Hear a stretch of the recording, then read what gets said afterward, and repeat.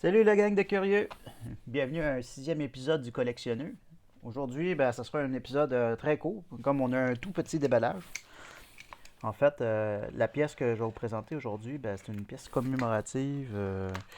C'est d'une série de pièces en argent lancées par la Monnaie royale canadienne. Puis ça a été actif de 2011 à 2016. En fait, c'était des pièces de 1 quart d'once. Puis les pièces de cette série-là étaient vendues à leur valeur nominale de 20 $. Fait qu'ils ont quand même une grosse valeur nominale.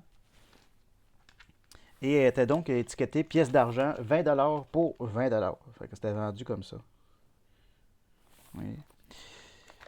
Chaque année, la monnaie royale canadienne sortait 3 ou 4 modèles de cette série sur divers thèmes.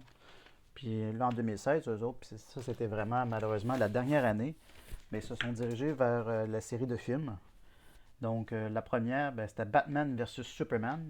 Il y avait Star Trek, puis il y avait un T-Rex, comme ça.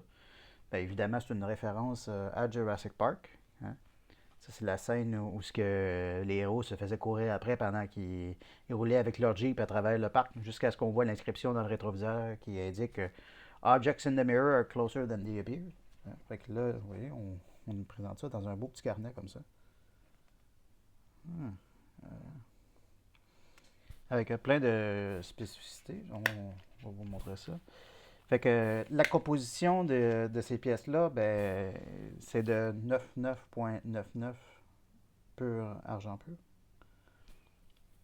Ils ont été frappés à 300 000 exemplaires avec un poids de 7,96 grammes. Donc c'est un quart d'once. Puis avec un tout petit diamètre de 27 mm.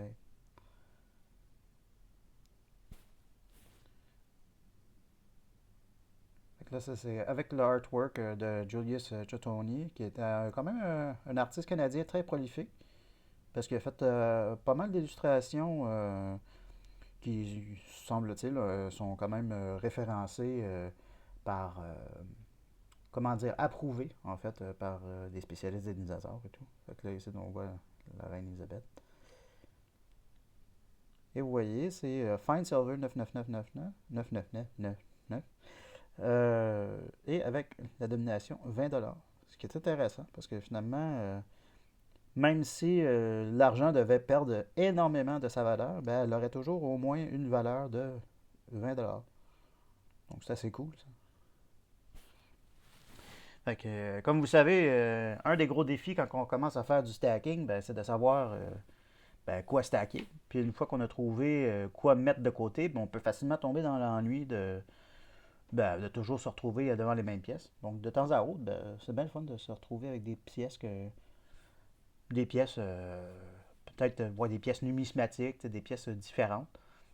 Le problème, c'est que souvent, ces pièces-là, ils ont des primes impressionnantes et peu attirantes pour les stackers, comme nous autres. Donc, c'est sûr, à ce moment-là, on se ramasse avec des pièces qui viennent peut-être chercher plus le collectionneur en nous, comme ça. Puis moi, comme je suis un gros fan de Jurassic Park, je me dis, cette pièce-là, comme je l'ai eu pour un bon prix, j'ai sauté dessus. Sûr, il y a d'autres pièces Jurassic Park, mais les autres, ils sont beaucoup plus chers. Donc, j'ai voulu commencer par celle-ci. Bien entendu, c'est pas des pièces à stacker, ça. Hein, des pièces de numismatique ou les pièces de collection. Tu sais, c'est des pièces pas à stacker, mais des pièces à aimer. C'est des pièces qui nous gardent curieux. Puis vous autres, qu'est-ce qui vous garde curieux? Qu'est-ce que vous aimez? Est-ce qu'il y a des séries qui vous plaisent? Dites-nous ça dans les commentaires. Puis, on se dit à la prochaine. Hein? N'oubliez pas de rester curieux et soyez heureux. À bientôt. Ciao.